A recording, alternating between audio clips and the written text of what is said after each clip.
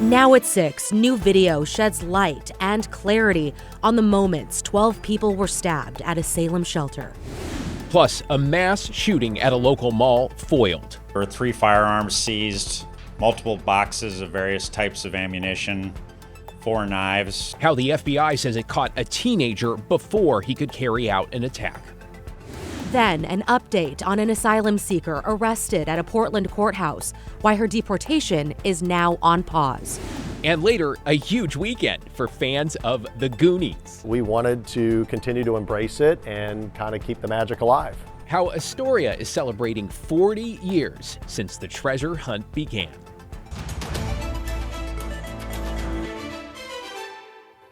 We begin at 6 with a KGW exclusive and new security camera video that shows a stabbing spree at a Salem homeless shelter. Thank you for joining us. I'm Christine Pitawanich. And I'm David Molko. We want to warn you, while we have edited and blurred some of these images, it is still disturbing and difficult to watch. And it appears to contradict what the suspect told police. Investigative reporter Kyle Aboshi's here. Kyle, worth noting, 5 of the 12 people injured are still in the hospital. The suspect, Tony Latrell Williams, told police and repeated in court that this was, quote, self-defense.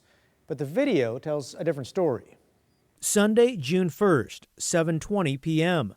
Surveillance video from inside the Union Gospel Mission in Salem shows the suspect, Tony Williams, drop his bag and take several swings at another man. He then turns to someone trying to intervene and lunges at them with the knife. Another man tries to calm the suspect when he too is stabbed repeatedly before falling to the ground.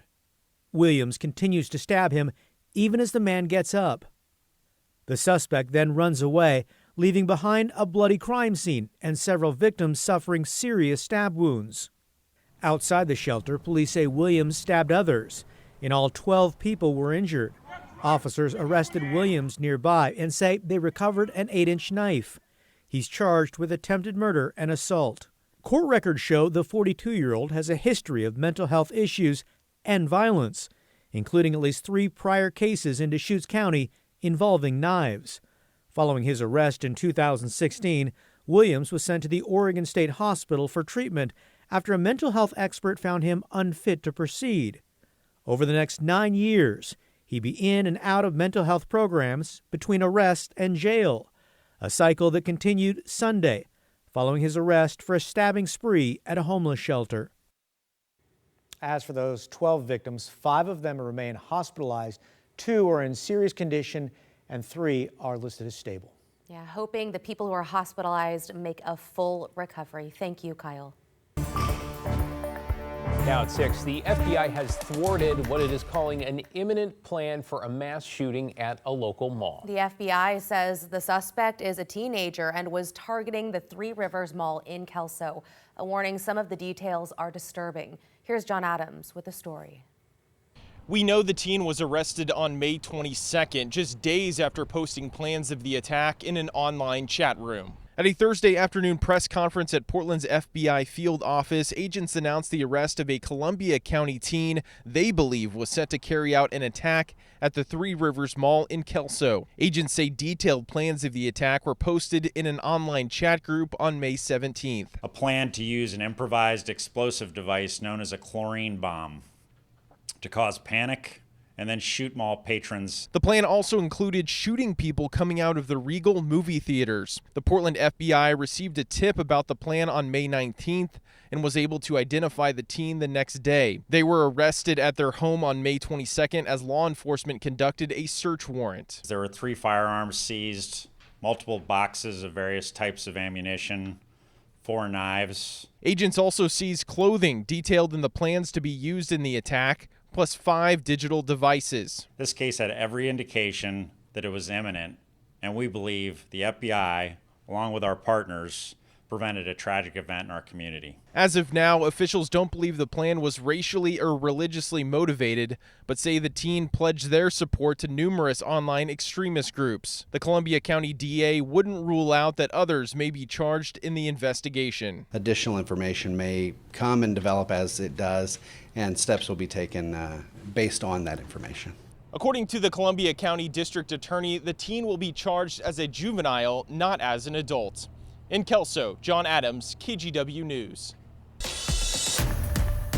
In your headlines, we now know the identities of the 2 people killed at home in Battleground this week. The Clark County Medical Examiner's Office says they are Tiffany Vella and Spencer Jones, both 37 years old. 40-year-old Evaristo Jr. Vella is accused of stabbing them both. Court documents say Jr. and Tiffany were married but separated, and the other victim, Jones, was a former partner of Tiffany's that had recently moved in with her. We talked to Jones's uncle today, who says he is struggling to make sense of what happened. Evil won again, right? What the hell, you know? What's the point? And what did you solve? Made the world a little darker. Thanks a lot, you know? Court documents state after stabbing his wife and her friend, Jr. stabbed himself. He is still in the hospital under intensive medical care. The manhunt continues for a father charged with killing his 3 daughters. These are new photos of Olivia, Evelyn, and Peyton. Their father, Travis Decker, faces 3 counts of murder and kidnapping. Investigators have closed both the campground where the girls' bodies were found on Monday, as well as other areas in the mountains near Leavenworth.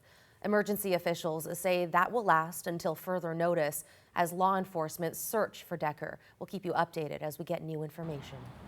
In an update, Homeland Security says the asylum seeker arrested outside a Portland courtroom on Monday will not be immediately deported. The lawyers for the 24-year-old transgender woman say their client fled Mexico in 2023, escaping cartel violence directed at her because of her gender identity. When she arrived for her court hearing on Monday, ICE lawyers sought to dismiss her case and then arrested her. According to Homeland Security, after she was detained, the woman says she feared being returned to Mexico and was referred for what is called a credible fear interview. Authorities say until that happens, and there is no date set yet, the woman will remain at the ICE processing center in Tacoma.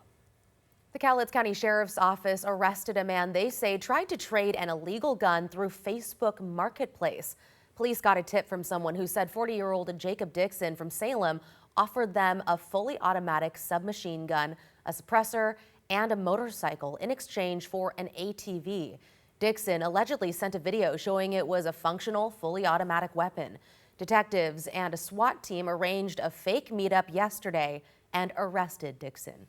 And get ready for a weekend of disruptions on Portland's east side. First, westbound I-84 from I-205 to I-5 will close at midnight on Saturday until 4 p.m. on Sunday for crews to do maintenance and graffiti cleanup. There's more for Max riders both Sunday and Monday. The blue, green, and red lines will be shut down between the Oregon Convention Center and Gateway. You'll have to take shuttle buses between those stops as TriMet works on new stairs for the Northeast 82nd Station. Regular service resumes on Tuesday. Matt? Well, if you're going to head for the hills this weekend, keep those disruptions in mind. Beautiful look at Mount Jefferson from our Skycam at the beautiful and historic Timberline Lives. Few high clouds out there, but no big deal. 60 degrees up on the mountain. We'll work our way westward with some sky cams. There's the Reserve Golf Course. Scattered high clouds, 80 degrees now out in Washington County, but the coast is not clear. This is the Salem Tasting Room. It's clear there, and 80 degrees there down in Sherwood. Our forecast for the Grand Floral Parade looks pretty great. Temperatures at parade time will still be in the 70s to about 80 or 81 at noon, which is when things will be winding on down. Literally no wind. Low humidity, but make sure you have sunscreen, maybe a hat, not too tall of a hat, but a hat, and enjoy the parade because it's going to be sunny and really quite pleasant. However, we are calling Saturday, Sunday, and Monday weather impact alert days because of the warm weather, especially Sunday and Monday. It's a moderate heat risk. It's not exactly extreme or severe, but it's our first little hot spell of the season, so wanted to let you know. And stay hydrated. That's what you need to think about. Try not to overexert because it will be on the warm side for a few hours each afternoon, guys. Yeah, good to know. And, speaking of the weather coming up this weekend, if you are a diehard Goonies fan, listen up. It has been 40 years since the fan favorite movie premiered. And in Astoria, where most of the movie was filmed, celebrations are already underway. Devin Haskins was there. Since 1985, a movie about a group of kids known as the Goonies that go on a search for a legendary pirate's treasure has captured the hearts of fans everywhere. We traveled from Vermont to be here today and this weekend. And to mark 40 years, Astoria is celebrating big. 40 years. Absolutely. 40 years since it came out. I was a tiny kid. I watched it all the way through high school, middle school. Fans from all over coming to see a piece of Hollywood in person. So when we saw it was the 40th, we were like, this is a great excuse to come here to see the house. The Goonies house is a must-see. It's unbelievable. I mean, we knew that the 40th anniversary was going to be huge. Bayman Zachary bought the iconic Goonies house in 2022 and has been on a quest to restore it ever since. Goonies was such a big movie for our generation that we wanted to continue to embrace it and kind of keep the magic alive. Once off limit to fans, it's now a treasure to find on any Goonie map. Seeing them with our own eyes is incredible. Really great. And if you're lucky, you might even see the Rube Goldberg machine in action. If you do the truffle shuffle, you know, and we run the Rube Goldberg, maybe somebody gets lucky enough to get past the fence, but not everybody. So yeah, these are the working jail cells. The house is just one of the many stops for film buffs to see during the city's 4-day celebration. The Old County Jail is where Jake Fratelli made his slippery escape. This was actually the breakout scene from the very beginning. The bad guys, the Fratellis, bust out. But this was our working jail from 1914 through 1976. So whether you've got a Goonies heart or just want to relive some 80s cinemagic, head on down to the Goondocks. And just remember, Goonies never say die! From touring some of the filming locations to meet and greets with some of the stars that were in the film, there is lots to do here in Astoria as part of the film's 40th anniversary celebration. Just go to GooniesWeekend.com. Outside the Goonies house in Astoria, I'm Devin Haskins, KGW News. I love a good Rube Goldberg machine. We should build one here, right? Get it running around. All right, straight ahead at 6. Hello.